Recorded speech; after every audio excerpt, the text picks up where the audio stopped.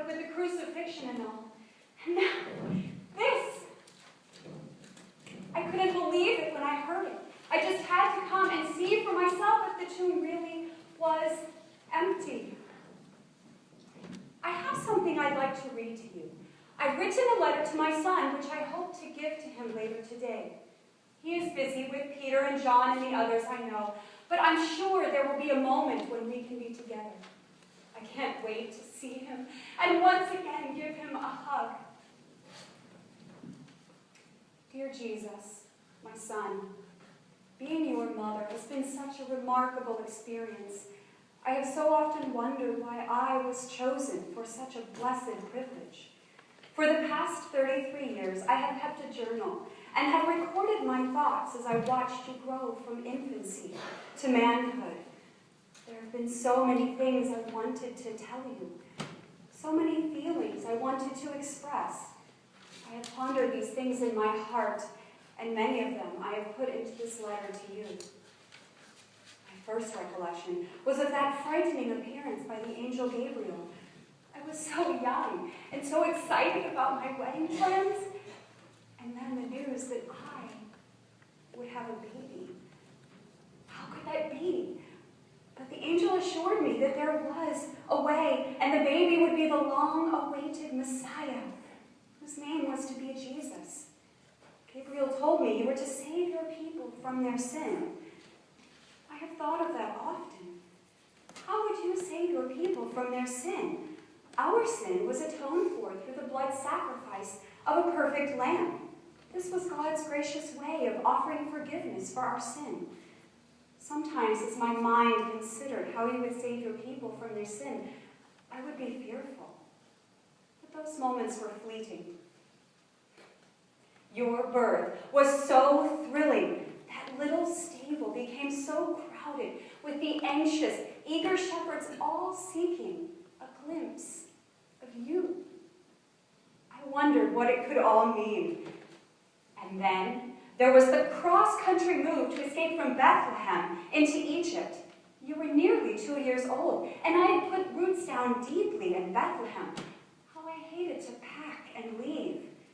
And then, just as I was comfortably settled in Egypt, it was time to pack and travel cross-country again to Nazareth.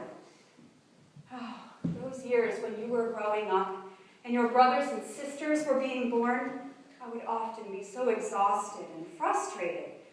I wanted to be a perfect mother and have perfect children, but I too often let stress overwhelm me, and I would respond unkindly and harshly. How I wish I could take back some of the things that I said and did. I wanted to be the best mother possible, but I know I often failed. You were so loving despite my frailty. Thank you for being an obedient son, for helping with all of the household chores and all of your little brothers and sisters, and for being patient with me. I may not have always showed it, but believe me, I loved you intensely. I knew the day would come when you would begin your own career. How pleased I was when you turned water into wine at that wedding feast. You really do love weddings. And whenever I heard of the miracles you performed, feeding the thousands, healing the sick, raising the dead, my heart nearly burst with pride. But there were other things I didn't understand. I was afraid you were crazy. People would mob you, and sometimes you would get so angry, like when you found cellars in the temple. I was always afraid that there would be rebellion, and you would get hurt. I really wanted to protect you from pain, but I couldn't. And then I witnessed your death. Every part of me ached for you. In some ways, I wish I wouldn't have been there to see you crucified, but I couldn't tear myself away either. I just kept expecting that you would perform another miracle and get away. I watched those evil men manipulate the crowd in front of Pilate and get the people to demand your death, and I was sure it was a mistake. It just had to be. You were perfect. You had done nothing wrong. You didn't deserve to die. I kept thinking, if they crucify him, evil will prevail. Right will fail. How I wanted to reach out to you with some caring touch or word to let you know how much I loved you. I just seemed immobilized as I knelt below your cross. I recalled Gabriel's words.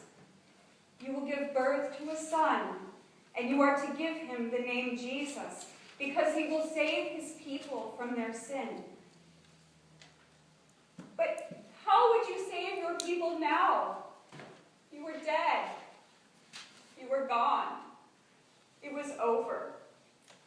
My pain was so great. I'd hardly slept all weekend. I just kept thinking, where is the miracle? And now I will see for myself. The tomb is empty. You did defeat death. You are alive. Oh, thank you, Jesus, for being my perfect son. But thank you most of all for being the perfect sacrifice for my sin. I am sorry for all of my unrighteousness.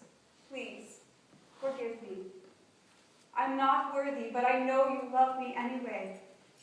I give you my allegiance and will always be your loving mother and devoted follower, Mom.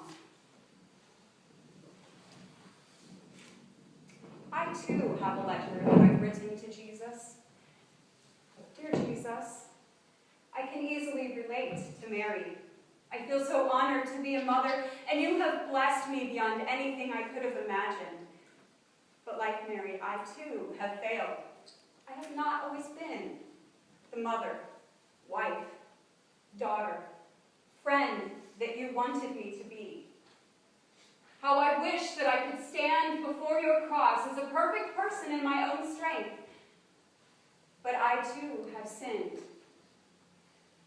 How I wish I could take back some of the wrongs of my life, but I can't. That's why Easter is so important to me. Because of your perfect sacrifice, I can be forgiven. Thank you for being the worthy Lamb. I give you my allegiance, and with your help, I will always be a loving mother and your devoted follower.